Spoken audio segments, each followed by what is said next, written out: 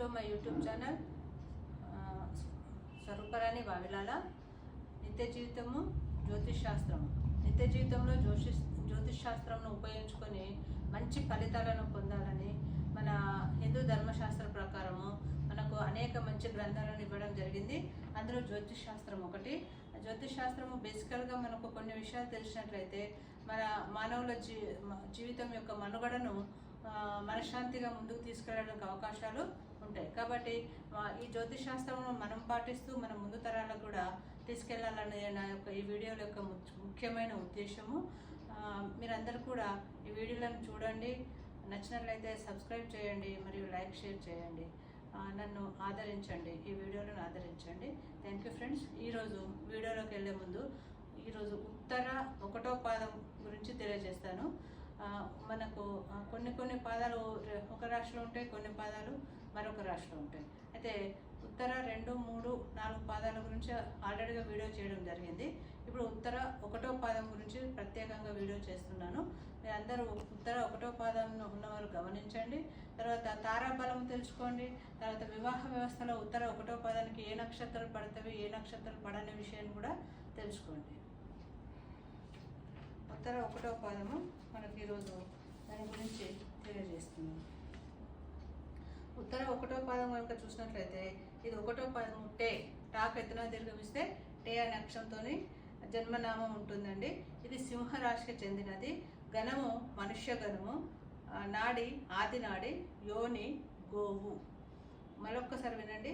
గణము మనుష్య గణము, నాడి ఆది నాడి, యోని గోవు అండి. ఈ ఉత్తర నక్షత్రానికి అధిపతి సూర్యుడు, దేవత ఆర్యమ. వీరు కెంపులు ధరించవలను. అయితే ఈ ఉత్తర నక్షత్రంకు వివాహ వ్యవస్థలో 18 గణముల కంటే ఎక్కువ వస్తేనే వివాహ వ్యవస్థలో ముందుకెళ్ళాలని మనకు పూర్వం నుండి ఆచారం ఉంది. జ్యోతిష్ శాస్త్రం కూడా అదే విషయాన్ని తెలియజేస్తుంది. కాబట్టి ఉత్తర నక్షత్రానికి ఏ నక్షత్రము ఎన్ని పాయింట్లు వస్తున్నాయనే విషయాన్ని తెలియజేస్తున్నాను. మీరు దీనిని జాగ్రత్తగా గమనించండి. అశ్విని నక్షత్రానికి 18 అండి, భరణి 27, కృత్తిక 1వ పాదము 22, కృత్తిక 2, 3, 4 పాదాలకు 23, రోహిణికి 27, మృగశిర 1, 2 పాదాలకు 25, మృగశిర 3, 4కు 28, ఆరుద్రకు 21, పునర్వసు 1, 2, 3 పాదాలకు 21 అండి. ఇక్కడి వరకు అన్ని నక్షత్రాలు పడుతున్నట్టే లెక్క. పునర్వసు 4వ పాదానికి మాత్రం 16 పాయింట్లు వచ్చినాయండి. పునర్వసు 4వ పాదం పై డేట్ వచ్చినట్లయితే మనం గమనించవలసిన అవసరము ఉంటుంది. తర్వాత పుష్యమికి 25, ఆశ్లేష 18, మఘ 26, పుబ్బ 34, ఉత్తర 1వ పాదానికి 28, ఉత్తర 2, 3, 4 పాదాలకు 18 అండి. తర్వాత హస్తకు 16 వస్తుందండి, గమనించాలి. చిత్త 1, 2 పాదాలకు 14, చిత్త 3, 4 పాదాలకు 17. ఇది కూడా గమనించాలి. స్వాతికి 26 అండి, విశాఖ 1, 2, 3 పాదాలకు 17. ఇక్కడ గమనించాలి.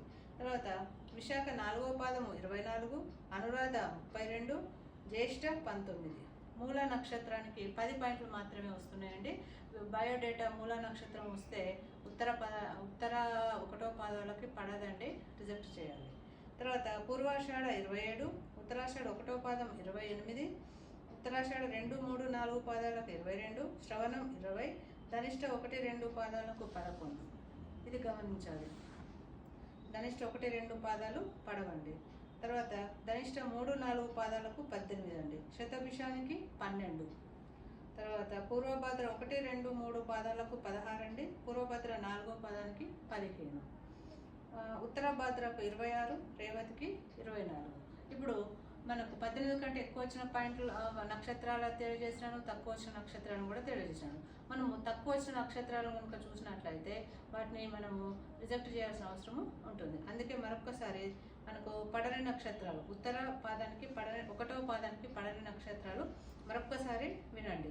పునర్వసు 4వ పాదము 16 అండి, హస్త 16, చిత్త 1, 2, 14, చిత్త 3, 4, 17, తర్వాత విశాఖ 1, 2, 3, 17, మూల 10, ధనిష్ట 1, 2, 11, తర్వాత శతభిషం 12, పూర్వభద్ర 1, 2, 3 పాదాలకు 16, తర్వాత పూర్వభద్ర 4వ పాదానికి 15. వివాహ వ్యవస్థలో ఉత్తర 1వ పాదం వాళ్ళు ఈ పాయింట్లను గణించుకొని మీకు వివాహ వ్యవస్థలో ముందుకెళ్ళాలని కోరుకుంటూ, అదేవిధంగా ఉత్తర 1వ పాదానికి తారాబలం గురించి కూడా తెలియజేస్తాను. ఈ జ్యోతిష్ శాస్త్రంలో తారాబలము చాలా ముఖ్యమైనదండి.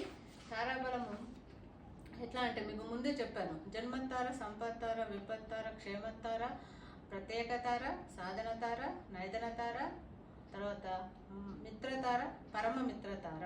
ఈ తారాను తప్పనిసరిగా మన నిత్య జీవితంలో ఉపయోగించుకోవాలి. అయితే ప్రతి నక్షత్రానికి ప్రత్యేకంగా ఉంటుంది కాబట్టి ప్రతి నక్షత్రం వాళ్ళు దీనిని గమనించాల్సిన అవసరము ఉంటుంది.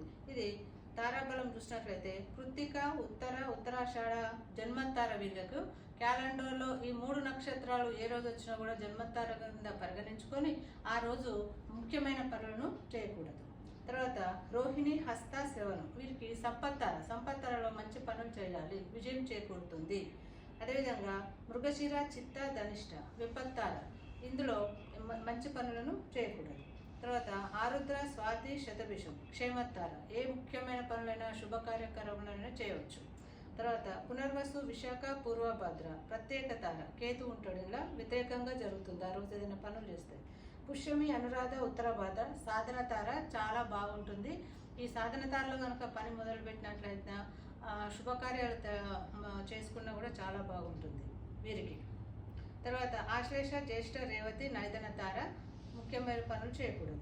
అశ్విని, మఖ, మూల, మిత్రతార బాగుంటుంది.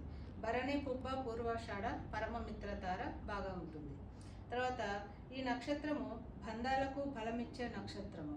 దీనిని ఉత్తర పాల్గొన అని కూడా అంటారు.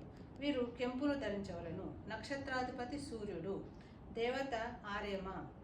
తర్వాత సూర్యుడిని వీరు ఎక్కువగా ఆరాధించవలను. సూర్యుని అనుగ్రహంగా పుట్టినవారు. వీరు నిజాయితీకి, క్రమశిక్షణ గల వ్యక్తిత్వము. వీరు మాట మీద నిలబడేవారు, కుటుంబానికి ఆధారంగా నిలిచేవారు. వివాహ సంబంధాలకు, స్నేహాలకు శుభప్రదమైన నక్షత్రము. వీరు కృత్తిక, ఉత్తరాషాఢ ఈ 3 కూడా సూర్యుని యొక్క అనుగ్రహంతో పుట్టినవారు కాబట్టి సూర్యుని యొక్క ప్రభావం వీరి మీద ఎక్కువగా ఉంటుండ్రు. వీరు సూర్యుని ఆరాధించవలను. వీరు సూర్యుని అనుగ్రహంగా పుట్టినవారు కాబట్టి నిజాయితీ, క్రమశిక్షణ గల వ్యక్తిత్వంతో ఉంటారు, మాట మీద నిలబడతారు. కాబట్టి ఉత్తర 1వ పాదం వాళ్ళు ఈ విషయాలన్నీ, ఉత్తర నక్షత్రం తారాబలం అయితే అందరికీ ఒకటేనండి ఉత్తర నక్షత్రానికి, కానీ వివాహ వ్యవస్థ మాత్రం 1వ పాదము వేరుగా ఉంటుంది కాబట్టి గమనించగలరు. తప్పనిసరిగా మీ భవిష్యత్తును జ్యోతిష్ శాస్త్రంతో ముడిపెట్టుకొని మనశ్శాంతిగా ఉండాలని నా యొక్క ఆకాంక్ష. నా వీడియో నచ్చినట్లయితే సబ్స్క్రైబ్ చేయండి, లైక్ చేయండి, షేర్ చేయండి. ధన్యవాదములు మిత్రమా.